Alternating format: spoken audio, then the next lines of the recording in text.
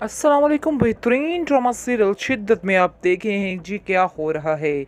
आखिर ये क्या चक्कर बन गया, कैसे इन्होंने मशाल जैसी इतनी अच्छी लड़की को किस तरह से जलील करने का प्लान कर लिया है। यानी कि ये सब कुछ दिखाने की कोशिश की जा रही है कि आखिर मशाल भी ठीक लड़की नहीं है, लेकिन ऐसा बिल्कुल भी नहीं है।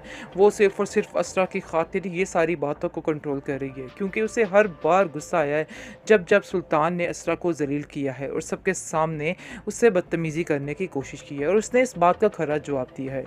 लेकिन अब जाकर असरा को इस चीज़ का अंदाज़ा भी हो रहा है कि काफ़ी ज़्यादा चीज़ें ठीक हो रही थी, लेकिन इसकी वजह से काफ़ी ज़्यादा चीज़ें फिर से ख़राब हो रही हैं, क्योंकि उसको बिल्कुल ही वक्त नहीं मिलता है और इतनी वो मसरूफ़ हो चुकी है मशल में, दिन रात वो उसको इसके साथ ही रहती है, जिसकी वजह से वो काफ़ी परेशान हो चुकी है। और ये चीज़ वो सोच रही है कि काफ़ी ज़्यादा दूर कर रही है उसको सुल्तान से। इस बात की टेंशन ने भी इसको काफ़ी परेशान किया है। इसको और कुछ नहीं सूझता तो वो जाती है अपनी माँ के घर और वहाँ जाकर कहती है अपनी भाभी से कि भाभी मुझे ऐसा लग रहा है कि जैसे इसकी वजह से भी काफ़ी ज़्यादा मसले क्रिएट हो रहे हैं और काफ़ी ज़्यादा हमारे घर में यानी कि तंग हो रहे हैं। मुझे मेरी सास ने भी कहा है, क्योंकि तलत भी इसको समझाती है कि बेटा अपने घर को बचाने के लिए थोड़ा सा सुल्तान पे ध्यान देना होगा, क्योंकि उसे अक्सर इस बात की शिकायत रहती है कि तुम उस पर ध्यान नहीं देती हो। ऐसा हरगिज़ ना करना, अपने घर को अपने हाथों से खुद बर्बाद करने पे क्यों तुली हुई हो। तुम्हें इस लड़की से जान छुड़ानी होगी, रखो ठीक है, लेकिन मैं तुम्हें ये नहीं कहती कि इस मशल से अपनी जान छुड़वा लो। मैं बस तुमसे यही कहना चाहती हूँ कि तुम्हें मशल के साथ एक तरीके के साथ वक्त गुजारना है, क्योंकि जिस तरह तुम उसके ऊपर इतना निछावर हो जाओगी तो फिर हर चीज़ से दूर होकर रह जाओगी, हर चीज़ से कट कर रह जाओगी। वैसे मैं तुमसे जानती हूँ कि तुम पर कभी मैंने किसी चीज़ का बोझ नहीं डाला है, लेकिन खैर सुल्तान का ही इतना बोझ है, किसी और के बोझ की क्या ज़रूरत है उसको, और किसी की बात सुनने की उसमें हिम्मत ही कहाँ रहती होगी, क्योंकि सुल्तान जो है वो भी एक नंबर का क्या बोलें उसको कि क्या इंसान है। क्योंकि आप देखेंगे कि किस तरह से वो जानबूझकर मशल के नज़दीक जाने की कोशिश कर रहा है। ये चीज़ असरा को बिल्कुल नाकाबिले बर्दाश्त हो रही है, लेकिन अक्लमंदी वो इस तरह से करे कि वो उससे कता ताल्लुक़ कर दे, कता ताल्लुक़ ना करे, आहिस्ता आहिस्ता लिमिट में रह के उससे थोड़ी बातचीत कम कर दे, क्योंकि इसके आने जाने की वजह से, इसको ज़्यादा इंटरफेयर करने की वजह से भी ये सब कुछ हो रहा है।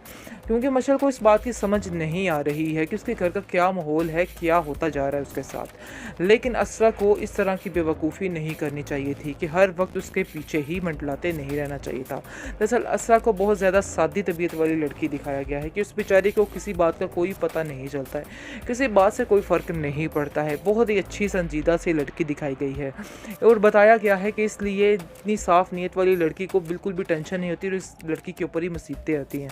कुछ हुआ इस तरह से ही है, क्योंकि इसरा और सुल्तान की जोड़ी बिल्कुल भी ठीक नहीं है।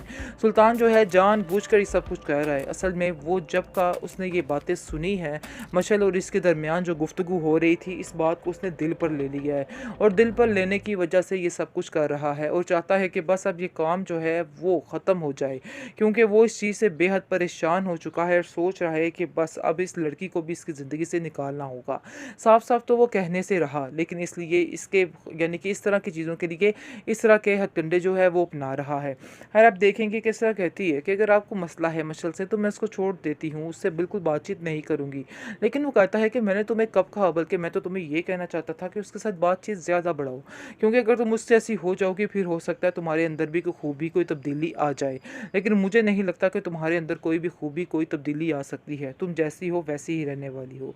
असरा इन सब चीज़ों को सुनकर और ज़्यादा बेचैन और ज़्यादा परेशान होने लग जाती है कि आखिर मैं जो मर्ज़ी कर लूँ, इधर कोई किसी की यानी कि कोई नेकी नहीं है मेरी, मुझे ऐसे ही ज़लील किया जा रहा है।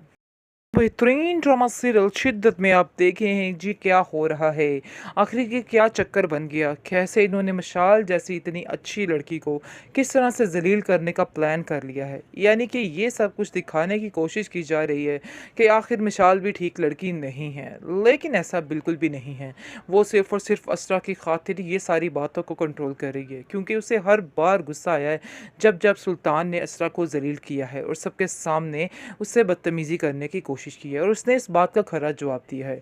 लेकिन अब जाकर असरा को इस चीज़ का अंदाज़ा भी हो रहा है कि काफ़ी ज़्यादा चीज़ें ठीक हो रही थी, लेकिन इसकी वजह से काफ़ी ज़्यादा चीज़ें फिर से ख़राब हो रही हैं, क्योंकि उसको बिल्कुल ही वक्त नहीं मिलता है और इतनी वो मसरूफ़ हो चुकी है मशल में, दिन रात वो उसको इसके साथ ही रहती है, जिसकी वजह से वो काफ़ी परेशान हो चुकी है और ये चीज़ वो सोच रही है कि काफ़ी ज़्यादा दूर कर रही है उसको सुल्तान से। इस बात की टेंशन ने भी इसको काफ़ी परेशान किया है। इसको और कुछ नहीं सूझता तो वो जाती है अपनी माँ के घर और वहाँ जाकर कहती है अपनी भाभी से कि भाभी मुझे ऐसा लग रहा है कि जैसे इसकी वजह से भी काफ़ी ज़्यादा मसले क्रिएट हो रहे हैं और काफ़ी ज़्यादा हमारे घर में यानी कि तंग हो रहे हैं। मुझे मेरी सास ने भी कहा है, क्योंकि तलत भी इसको समझाती है कि बेटा अपने घर को बचाने के लिए थोड़ा-सा सुल्तान पे ध्यान देना होगा, क्योंकि उसे अक्सर इस बात की शिकायत रहती है कि तुम उस पर ध्यान नहीं देती हो।